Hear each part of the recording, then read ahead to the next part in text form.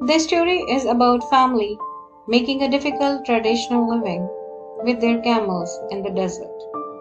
Shabano is a 12-year-old girl and her sister Fupula is a year older. In this part of the story, a tremendous sandstorm strikes the desert where they are living. Sherdil is the family's dog and Khushdil is one of the family's camels. One night, Pula shakes me awake in the middle of a deep sleep. She yanks the quilt away and suddenly my skin pierced by thousands of needles. The wind is howling around us.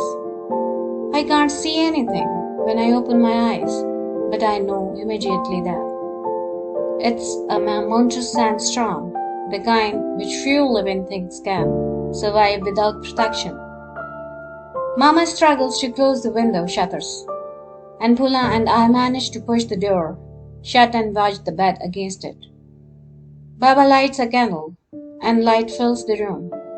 Grandfather and Sherdil are missing.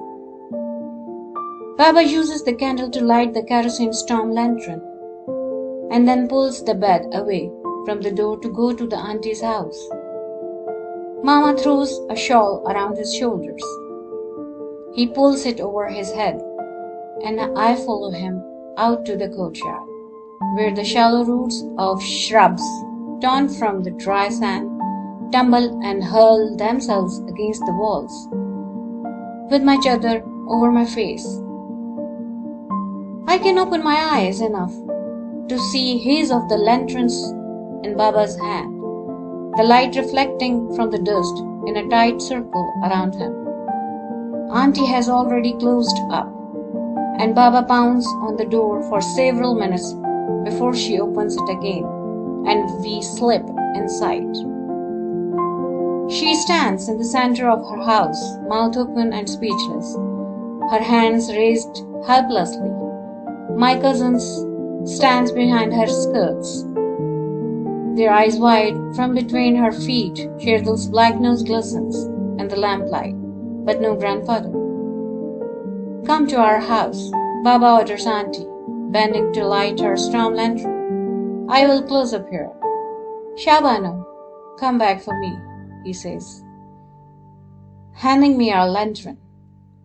When I return, Baba holds my hand as we step back into the vicious wind.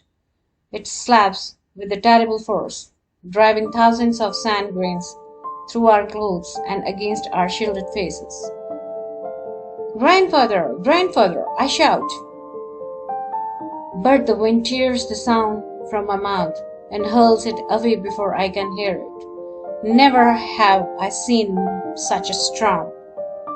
In half an hour, we know it's no use. We are exhausted and sick. Our skin raw from the sand, our voices gone from shouting and gulping in dust.